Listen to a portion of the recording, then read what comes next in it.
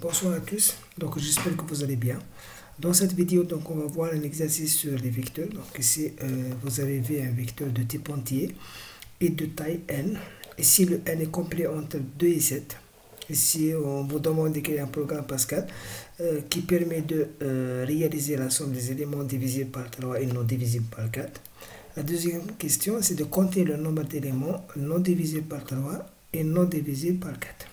Ok, donc pour répondre à ce genre d'exercice, donc il vaut mieux toujours de dessiner le schéma des entrées, des sorties et la partie du traitement. Donc ici, d'après l'énoncé de l'exercice, on a quoi comme entrée? Donc on a un vecteur, ici, on a un vecteur V. Ok, donc on a le n c'est la taille de vecteur V. On a le I, c'est une variable intermédiaire qui sert à parcourir les différentes composantes de vecteur V. Comme sortée, donc d'après la première question, c'est la somme. Donc ici, on a le S. On a aussi MBR. Donc ici, c'est le nombre d'éléments. Donc ici, c'est la deuxième question. Ok. Donc voici un exemple. Par exemple, vous avez un vecteur V de 5 composantes, parce que le n ici il est entre 2 et 7. Donc voici un exemple de 5 composantes. Ici, la somme des éléments divisés par 3 et non divisés par 4. Donc d'après l'exemple ici, on a 3 divisé par 3, le 6 divisé par 3 et non divisé par 4, la même chose pour le 3. Donc ici, la somme des deux éléments, donc ça donne 9.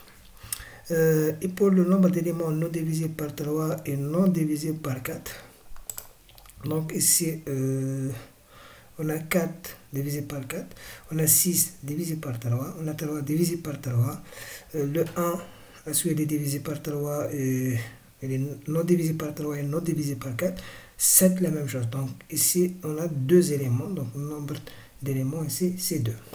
Donc on va essayer d'appliquer cet exemple après la programmation pour voir si notre programme est juste ou pas.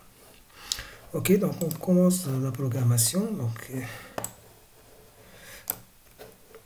ok.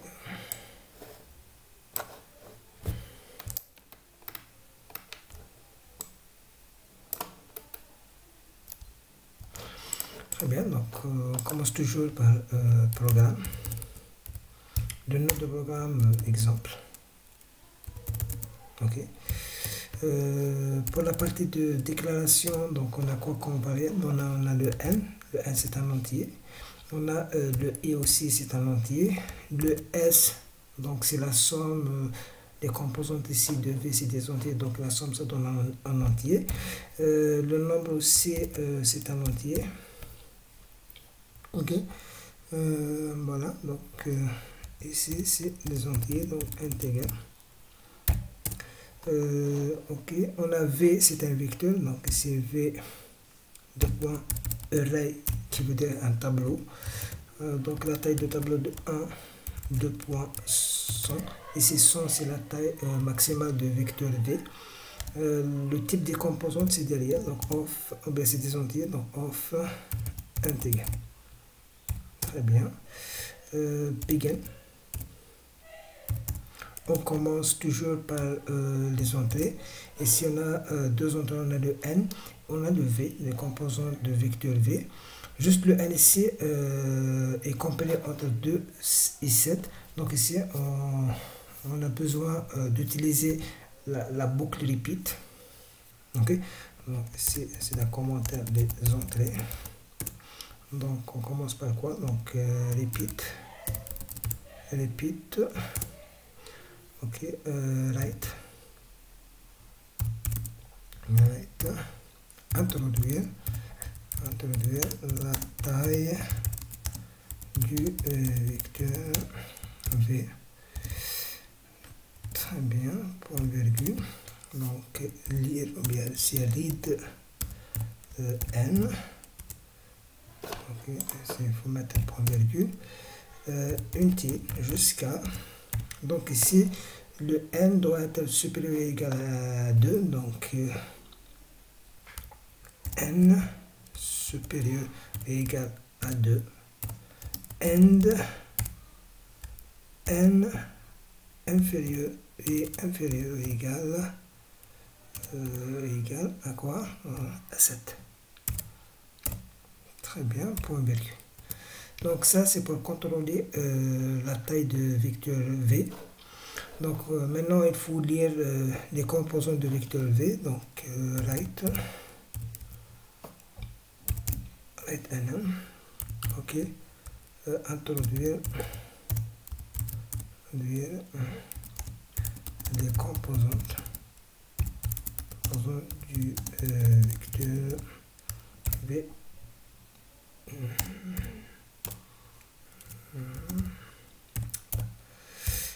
Très bien. Donc pour introduire les composants du vecteur V, donc on a besoin d'une boucle.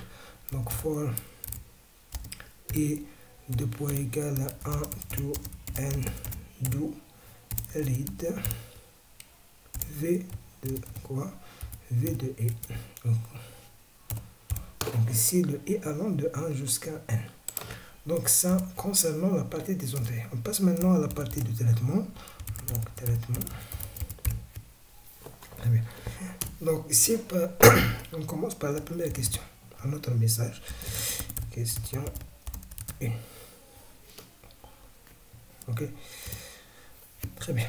Donc ici on va calculer la somme des éléments divisés par 3 et non divisés par 4. Donc pour la somme, donc il faut toujours l'initialisation, il faut toujours initialiser le S à 0, donc S de point égal à 0, point virgule. Okay. Donc ici comme on travaille dans un vecteur, donc on a besoin d'une boucle, donc pour générer les différentes composantes, for et de point égal à 1 to n do. La condition ici c'est quoi? Donc il faut que la composante doit être divisée. Donc ici la composante doit être divisible par 3 et non divisible par 4. Donc if, la condition c'est quoi? If V de E mode 3 égale à 0, qui veut dire divisible, and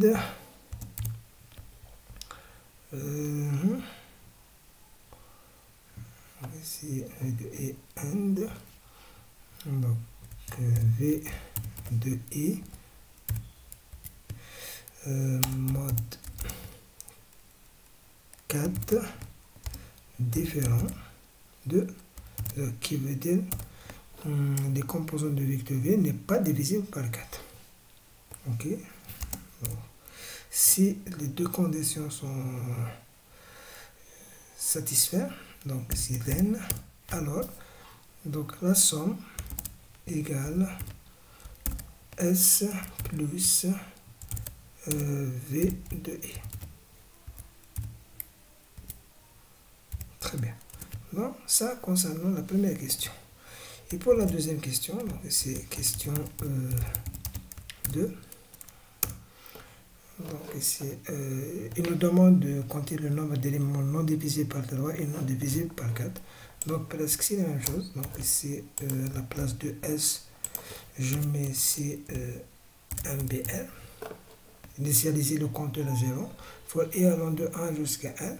Donc ici, if V de E mode 3 différent de 0 n'est pas divisible de 0 et mode V de E mode 4 différent de 0 aussi. Donc ici, à la place de S, on met le nombre, le compteur égale le nombre plus 1, parce que ici, plus 1. Très bien. C'est bon pour la partie de traitement. Donc on passe maintenant à l'affichage ou bien la partie des sorties. On va afficher quoi? Right. On va afficher le S égale à combien? Le S égale, ok, S point virgule, un right NN, tac, le nombre